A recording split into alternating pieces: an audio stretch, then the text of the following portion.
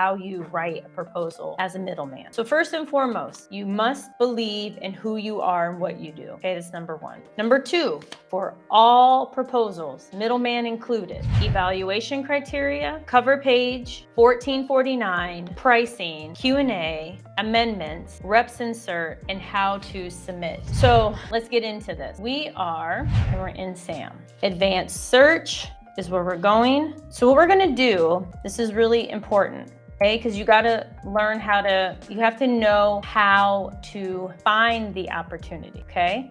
So in SAM, this is what we use to find opportunities. I'm gonna focus on janitorial tonight is where I wanna go, or something of that nature. Let's put in, so what we have in front of us, this is a sources sought. So we're not gonna go into that one just yet. Instead, we are going to look for a solicitation around janitorial. You go to notification type, solicitation, combine, okay? So you can see there's 65 here.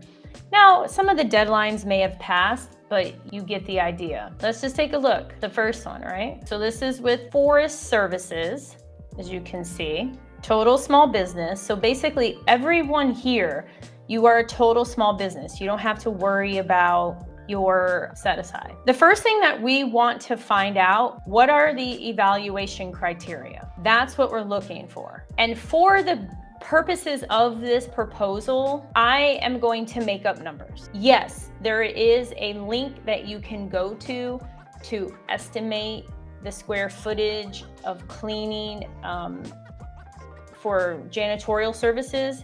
There's tons of resources online, but for the purposes of this, I'm just making up a number, okay? So I want everyone to be very clear on that. That's step number one. How are they going to grade this? Lowest price technically acceptable. Okay, great. So now you know you need to be the lowest. So here's a bonus strategy. And also why I'm not just like the mad cat, here's the proposal, okay? And I'll tell you why. Because there's so much more to it than just a proposal. There's so much more to it. But here's the deal. If you review the video with Angelica, she had phone conversations with them. The same would apply here. You would want to call and email this point of contact to find out, Brandon, who's the incumbent, and also you're gonna find out, is there a site visit? And if there's a site visit, you wanna make sure you go or you have someone go on your behalf. And here's why, okay? We like to do business with people we know, like, and trust. You can turn in the most raggedy proposal, mess everything up, and still win because they know, like, and trust you. One of my coaching students just won some janitorial work. And one of the main reasons is when she went to the site visit, she was very organized. She had the printout, she had the map, she had great questions. Look, they have a map right there. There's a map. And so she stood out. So I want to shift this mindset, but shift the mindset. It's not just, oh, I just need to write a proposal, I write a proposal. Because when you have that mindset, then it's a volume game. Then you're writing 500 proposals. Now, look, if you're making $1 million a year, I mean, shoot, hey, do what you need to do. But the point is, you want to put yourself in the position where you're winning, where your win rate is high. So we already know it's lowest price technically acceptable. Next, we need a cover page, right? What is the cover page? Synopsis page, which I want to share with you all here in one moment. So they reiterate what you need.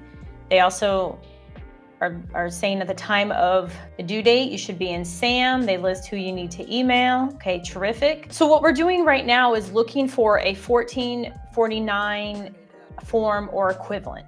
That's what we're looking for. Okay, so that's step number 2. That is what we are looking for. So I'm going to look through the different attachments. Okay, this one's important. I'll get that to you guys in a second. Let me show you all so you can see what I'm doing. The next is the cover page. So what I opened is the statement of work, which details what they're looking for, has the technical requirements. So for the sake of this activity, right, I'm not gonna call and do any role play with calling a vendor. So we're gonna pretend magically that we did that. But in case you're like, well, how do you even do that? It's very simple, okay? Very simple. And I'm gonna zoom in on this. There we go.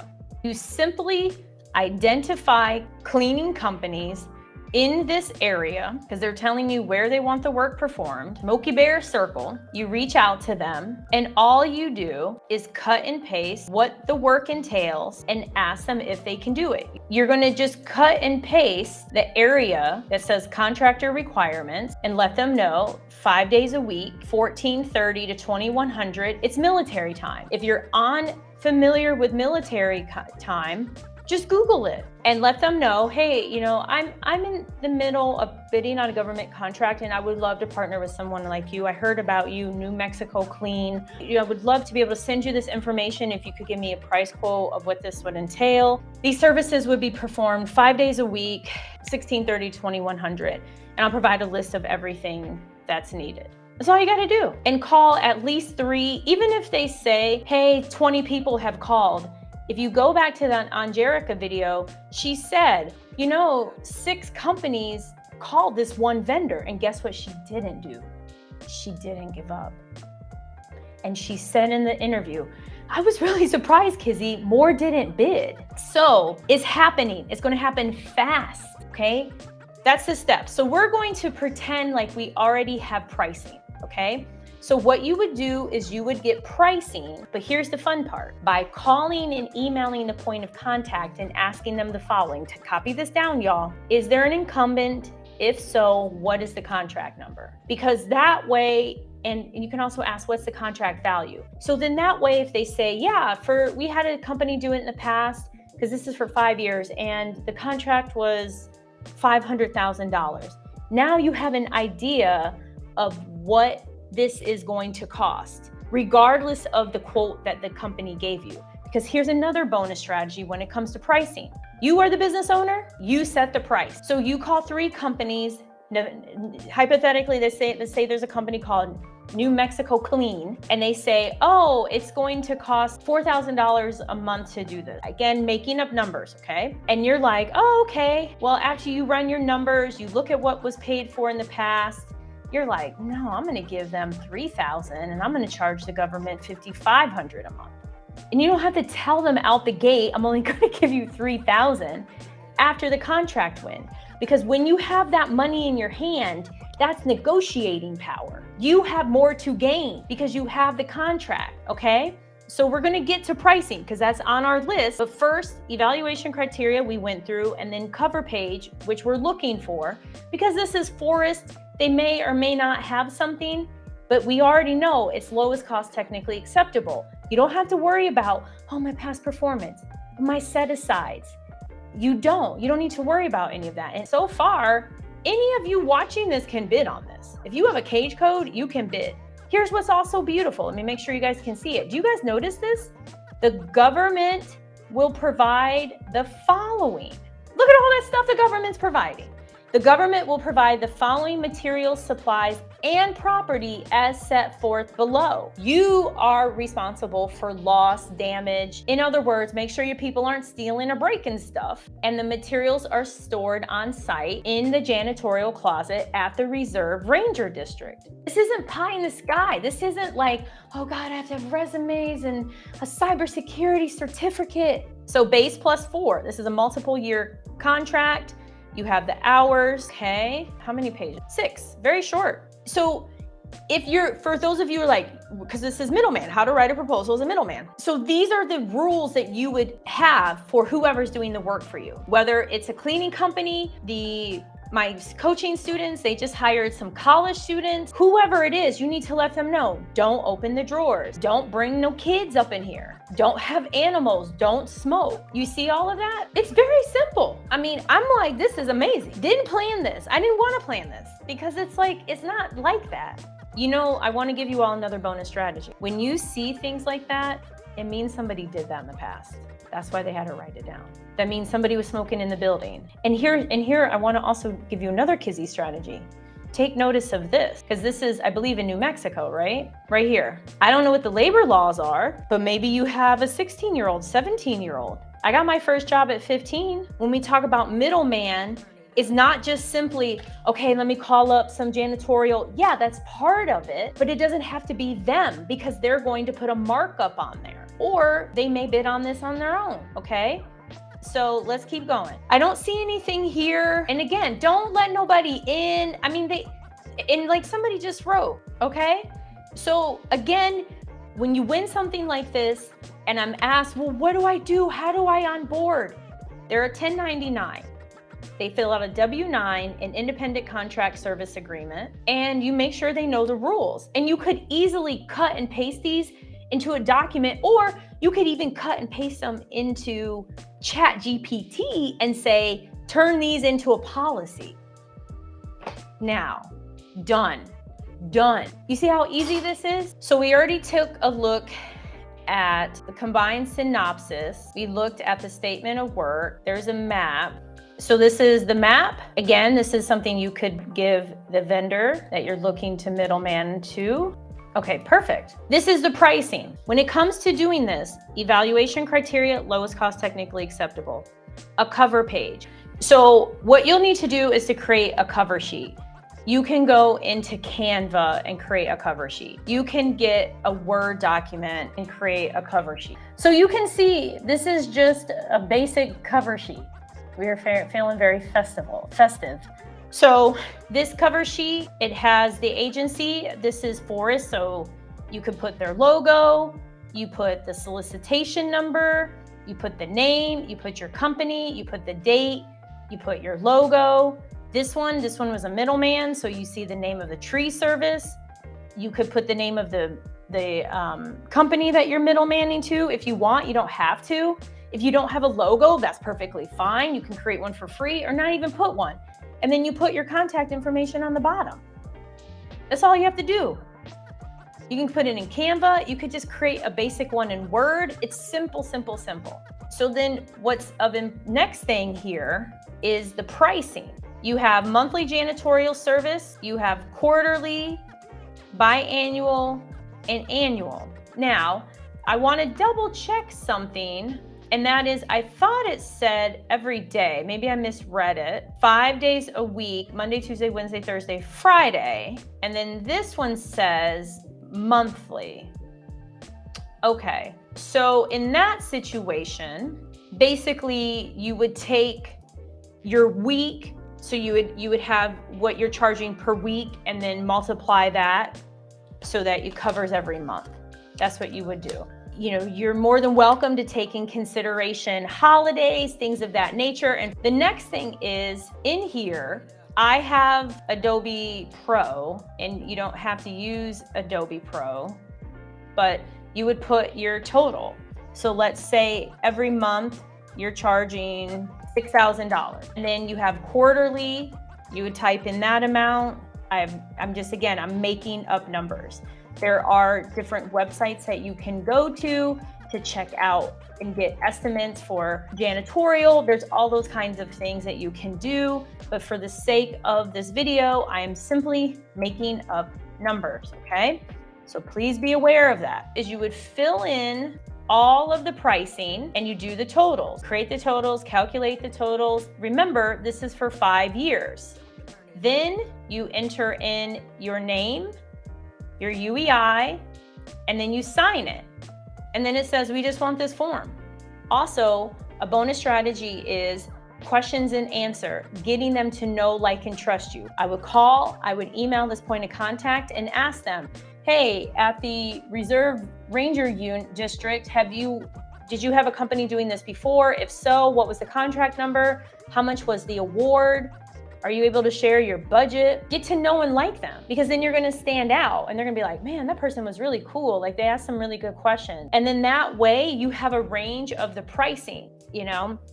And then also this could be something where, like my students who just won a janitorial contract, where you decide to use college students. I don't know. I mean, you have to, it's your business. And also, to Lori's point, when you win the award, what they do is they send it back to you, and then you will sign it again. So be prepared for that. If any of you want to win this is what you do. You get the agency to know, like, and trust you because you already know what they're looking for. So here's also what's key. Although they said it's technically acceptable, a technical proposal isn't required. And what it takes to win is highlighted before you. Although a technical proposal is not required, you should provide documentation that demonstrates the ability to provide satisfactory service. So to demonstrate the ability to provide satisfactory service and demonstrate technical acceptability, all it is you could take a Word document and just put some information in there about you. Like here, I'm gonna do it for you. So I have ChatGPT open. I put write a summary on janitorial services. And listen, I'm not the prompt queen, government contracting queen. Right, so I'm only giving them what they asked for. But what I like doing with this is it gives me an idea of what does this entail. Okay, cool.